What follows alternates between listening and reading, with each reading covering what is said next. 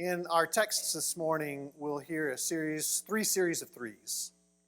And each one of these series of threes reveals an important truth about ourselves. So, 3 times Peter does something. 3 times Peter confesses something. And 3 times Peter receives something. And each one of these 3 reveals something important about ourselves. I want to encourage you to consider which of these 3 you feel called to this week. 3 times Peter does something and it reveals to us, my virtue is not fixed. 3 times Peter confesses something and it reveals to us, my vice is not final. And 3 times Peter receives something and it communicates to us, my value is not forgotten. Let's walk back through each of these, beginning with the first one. 3 times Peter does something, and it says to us, my virtue is not fixed. Hannah Arendt is the author of a book called Eichmann in Jerusalem. It's the true story of Adolf Eichmann, who was the Nazi lieutenant colonel responsible for transporting Jewish prisoners to concentration camps during World War II. Eichmann escaped from Germany after World War II, and then in 1960 was apprehended by Israeli intelligence, brought back to Jerusalem, and held for trial. Hannah Arendt was at the trial and wrote a series of articles about the trial that became this book. One of the very controversial things that she wrote about in this book regarding the trial was that Adolf Eichmann was, in truth, not the moral monster that everyone had hoped that he would be. He was instead a fairly ordinary person who was caught up in a series of circumstances that led him to do things that no one thought a human being would ever do. And so she wrote this, "For when I speak of the banality of evil, I do so only on the strictly factual level, pointing to a phenomenon which stared one in the face at the trial. Eichmann was not Iago and not Macbeth, and nothing would have been farther from his mind than to determine with Richard III to prove a villain. Except for an extraordinary diligence in looking out for his personal advancement, he had no motives at all." And this phrase, banality of evil, became famous as a result of the trial. And what she apparently meant by it was that there was a certain banality about Eichmann, a certain ordinariness about him. There was something almost commonplace about his life and the way that he moved through his life. And as Arendt and others reflected on Eichmann and the trial, the conclusion that they seemed to reach was this conclusion: our virtue is not fixed. That is, that you can take someone who might ordinarily be quite virtuous and place them in the right negative circumstances, and they'll end up doing something that you never anticipated that they would do. That truth is the truth of the first part of our story, of which the text that we just heard is the second part. We'll spend most of our time in that second part, but it really doesn't resonate with us until we remind ourselves of the first part of this story. And I want to borrow Matthew's words for the first part of the story because he picks up some things that John doesn't. So Matthew 26. "Then Jesus said to them, 'You will all fall away because of me this night. For it is written, I will strike the shepherd, and the sheep of the flock will be scattered. But after I'm raised up, I will go ahead of you to Galilee.' Peter said to him, 'Even if all fall away because of you, I will never fall away.'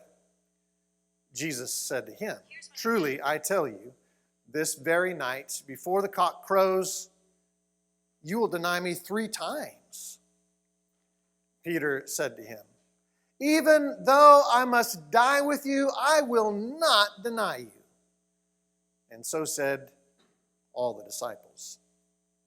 Peter is warning his followers, you're about to find yourselves in a set of circumstances that will be so stressful, so difficult, that you will all fall away because of me. And notice what Peter says. Not me. Even if all fall away because of you, I will never fall away. Even though I must die with you, I will not deny you. Peter believes there are some lines I will never cross. There are some things I will never do. My virtue is fixed, and no set of circumstances will ever change that. Matthew 26, verse 69. Now Peter was sitting outside in the courtyard. A female servant came to him and said, you also were with Jesus the Galilean. But he denied it before all of them, saying, I do not know what you are talking about. Again, he denied it with an oath. I do not know the man. After a little while, the bystanders came up and said to Peter, certainly you are also one of them, for your accent betrays you. Then he began to curse, and he swore an oath, I do not know the man. At that moment, the cock crowed. When he went out to the porch, another female servant saw him and said to the bystanders, this man was with Jesus the Nazarene. 3 times in one night, Peter does what he believed that he would never do. I do not know this man. I do not know this man. I do not know this man. 3 times in one night, Peter denied Jesus. This scene is so familiar to some of us, it's difficult to recognize the gravity of his depravity. Literally, 3 times in one night, Peter denies Jesus. He crosses a line he didn't believe that he could cross. He does something he didn't believe that he could do. And it is a scene that reveals to us, my virtue is not fixed. And Peter is so broken by this self-knowledge. Notice his response. Then Peter remembered what Jesus had said before the cock crows, you will deny me 3 times. And he went out and wept bitterly. And that's the hard thing about this truth. When we come to grips with the fact that our virtue is not fixed, it can break us. It certainly broke Judas. It can lead us to weep bitterly about who we are and about who we aren't. The recent Oscar-winning movie, The Whale, wrestles with this very thing. The movie begins by introducing a teacher named Charlie, who's reclusive and morbidly obese, and as we quickly find out, is dying.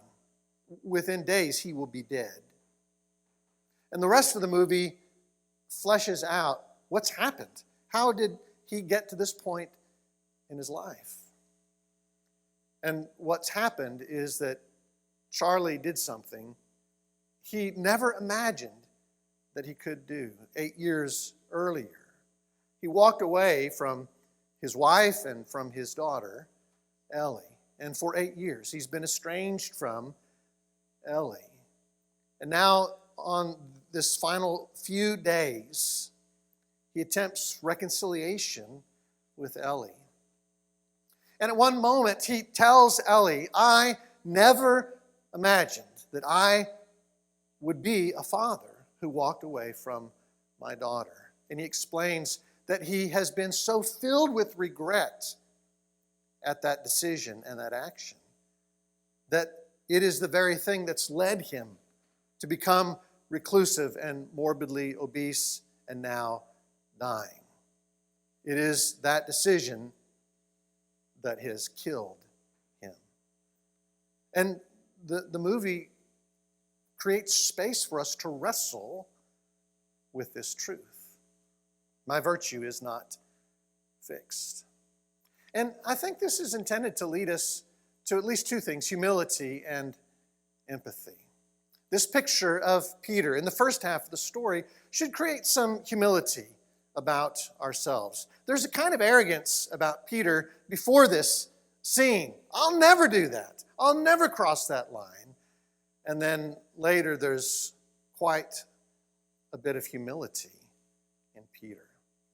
As I look over my 55 years, there have been times when I have crossed lines I never thought I would cross, when I have done things I never thought I would do. And that self-knowledge creates some humility about myself now. I am not as strong as I thought that I was. I'm not as invincible as I thought that I was. And we need that humility to be good followers of Christ. And I think it leads to some empathy as well. Now, when I see others in my life or my world fall, as we see Peter fall, I have a little more empathy for them. Because I have fallen, Peter has fallen, and this seems to be one universal human challenge. Our virtue is not fixed. Now we move to the second half of the story. The second half of the story is kind of the good news part of the story. So 3 times Peter confesses something, and that reveals to us that my vice is not final. Kendra and I last night saw the movie Air. It's a true story of the relationship between Nike and Michael Jordan. And the story ends with what most of us know already, that Michael Jordan would become one of the, if not the most successful competitive athlete in American history. And yet earlier this morning I was reading something that Michael Jordan said at a speech at the end of his career. He said, "I have missed more than 9,000 shots in my career. I have lost almost 300 games. On 26 occasions, I have been entrusted to take the game-winning shot and missed. I have failed over and over and over again in my life." And we're used to that in sports. We're used to recognizing that those failures are not final. Those failures don't have the final word on Michael Jordan. And what Peter's story here should remind us of is that the same thing is true morally and spiritually, that our vice is not final. So we come again to this text in John 21. When they'd finished breakfast, Jesus said to Simon Peter, "Simon, son of John, do you love me more than these?" He said to him, "Yes, Lord, you know that I love you."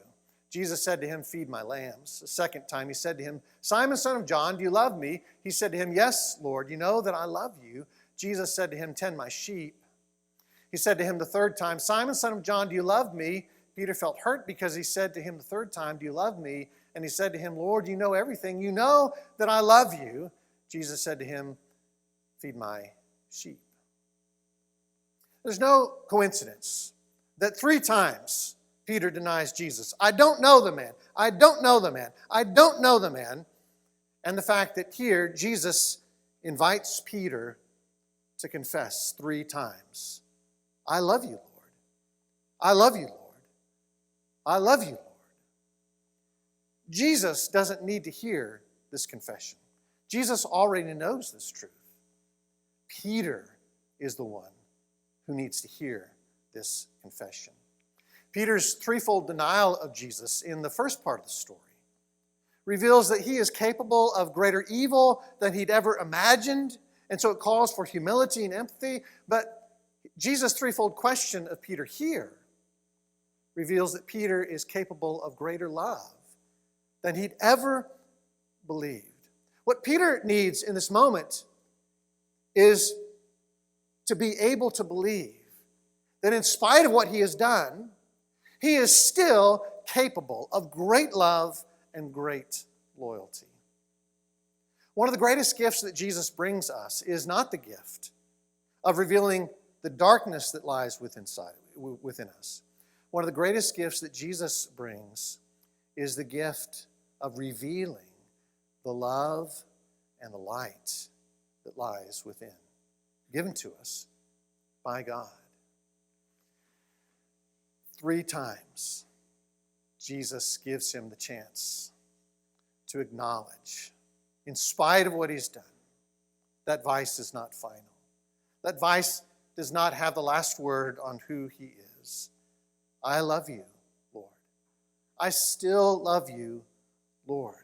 I still love you, Lord. And the same thing is true for you. Your worst moment does not define you. The thing you struggle with the most is not the last word about you. Jesus has come to reveal that you are still capable of tremendous love and loyalty to him. And then, related to this, 3 times Peter receives something, revealing that his value is not forgotten.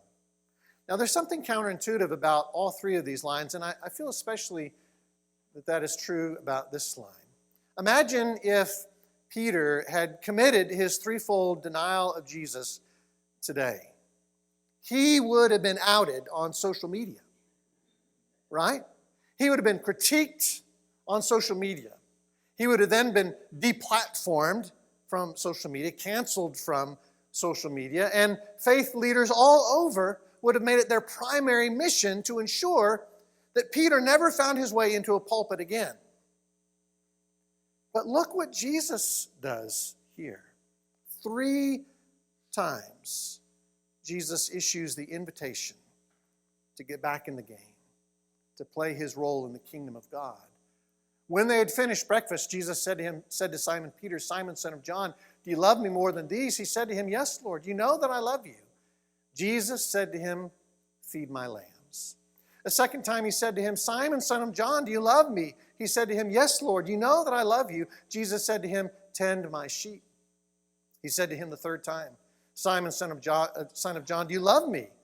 Peter felt hurt because he said it to him the 3rd time. Do you love me? And he said to him, Lord, you know everything. You know that I love you. Jesus said to him, feed my sheep. It's no coincidence that Peter's 3-fold denial of Jesus, I don't know the man, I don't know the man, I don't know the man, is followed by the space to confess his love for him. I love you, Lord, I love you, Lord, I love you, Lord, which is then followed by a 3-fold invitation to get back in the game. Tend my sheep, tend my sheep, tend my sheep.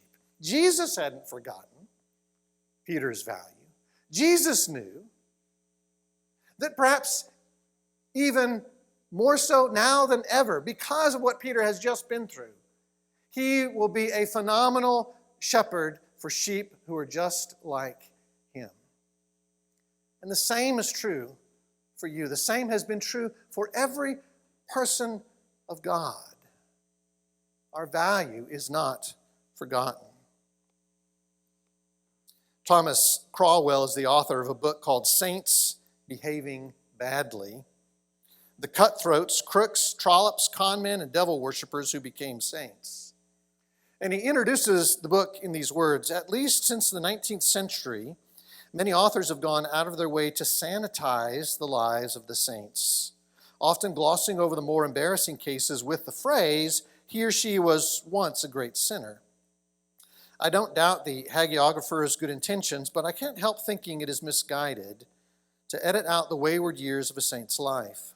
In the early centuries of the church and all through the Middle Ages, writers of saints' lives were perfectly candid about saints whose early lives were far from saintly.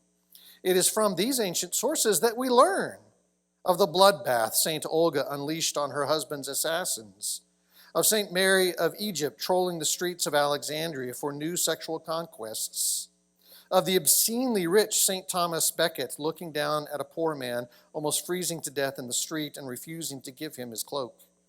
The point of reading these stories is not to experience some tabloid thrill, but to understand how grace works in the world, every day, all day, God pours out his grace upon us, urging us, coaxing us to turn away from everything that is base and cheap and unsatisfying and turn toward the only thing that is eternal, perfect, and true, that is himself. And I think this last truth may be one of the most important truths that Shiloh NYC tries to help young people see. That is, despite any mistake, despite any mess, despite any mayhem in their lives, whether it's from their own doing or circumstances far outside of their control, their value is not forgotten. They have the opportunity to contribute meaningfully in the world, meaningfully in the lives of the people around the world. And I think it is one of the most important truths given to us as well. 3 series of 3s. Each of them teaches us something. My virtue is not fixed. My vice is not final. My value is not forgotten. Which of these 3 do you need to live into this week?